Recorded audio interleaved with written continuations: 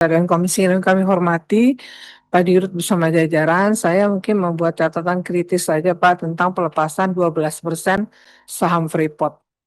Kita sudah dengar bahwa eh, dari Danantara, Pak Rosan, bahwa kita akan mendapatkan saham 12% untuk Indonesia sebesar 12%. Jadi total nanti saham Indonesia itu 63%, begitu Pak ya. Nah, ini kan sepertinya kita memiliki dampak simbolik politik yang sangat kuat ya. Pemerintah kita bisa klaim lah bahwa ada nambah porsi kepemilikan nasional tanpa biaya yang memperkuat kepemimpinan kita di Indonesia sekarang ini. Namun publik ini menyoroti Pak, ya, menyorotinya begini Pak. Kesepakatan tersebut disertai dengan perpanjangan IUPK hingga 2061 tanpa peningkatan signifikan dalam bagi hasil. Kami ingin angka, Pak. Dengan pelepasan 12% itu selama 20 tahun ya, Pak ya. Pokoknya dengan pelepasan 20% itu, berapa rupiah yang kita dapatkan ya ke Indonesia. Ya, dan terus apakah itu menguntungkan pemerintah Indonesia dengan kita mendapatkan saham 12%? Ini pakai angka Pak kalau bisa. Ya. Karena di situ kan kita akan peningkatan signifikan dalam bagi hasil, royalti atau transfer teknologi. Maka langkah lain itu bisa menjadi bumerang politik buat kami di pemerintahan dan kita juga DPR.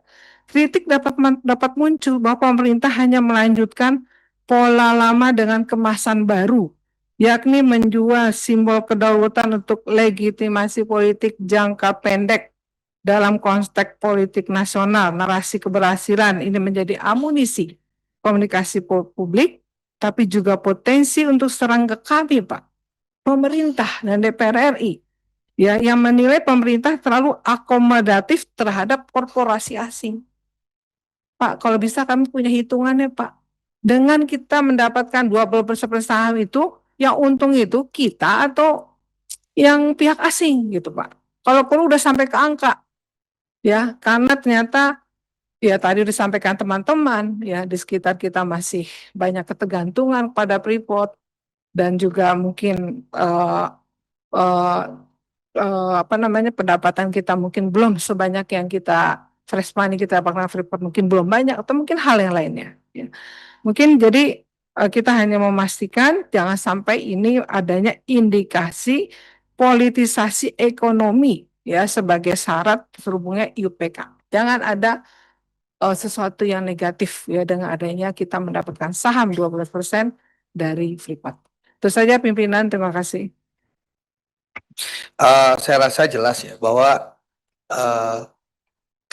keberpihakan dan komitmen pemerintah Presiden Prabowo jelas Pak Bu Nevi. Beliau sejak awal sudah mengungkapkan bahwa tidak boleh ada kebocoran sumber daya alam Indonesia. Dan Indonesia harus berdiri di kaki diri sendiri. Dan jelas bahwa kebijakan pemerintah untuk memastikan Indonesia memegang saham Freeport ini bukan hanya sebatas narasi pencitraan, tapi komitmen yang jelas dari pemerintah Presiden Prabowo. Dan itu dibuktikan bukan dengan omon-omon dan janji manis, tapi dilakukan dengan langkah konkret. Ya, kita lihat bagaimana Satgas PKH menyita Pak harta-harta konglomerat yang yang menanam kebun tanpa ada HGU. Itu dilaksanakan. Banyak orang hebat dan kurang kuat di Republik Indonesia ditertibkan kebun-kebun sawit ya Pak.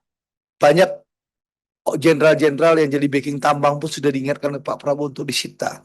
Jadi saya rasa mohon maaf Bu Nevi, yang dilaksanakan oleh pemerintah Presiden Prabowo itu bukan narasi pencitraan, tapi langkah konkret dari komitmen beliau untuk memastikan Undang-Undang Dasar 1945 pasal 33 itu memang bisa diimplementasikan secara komit oleh pemerintah Presiden Prabowo. Jadi, dan tentu dalam proses ini ada negosiasi bisnis yang transparan.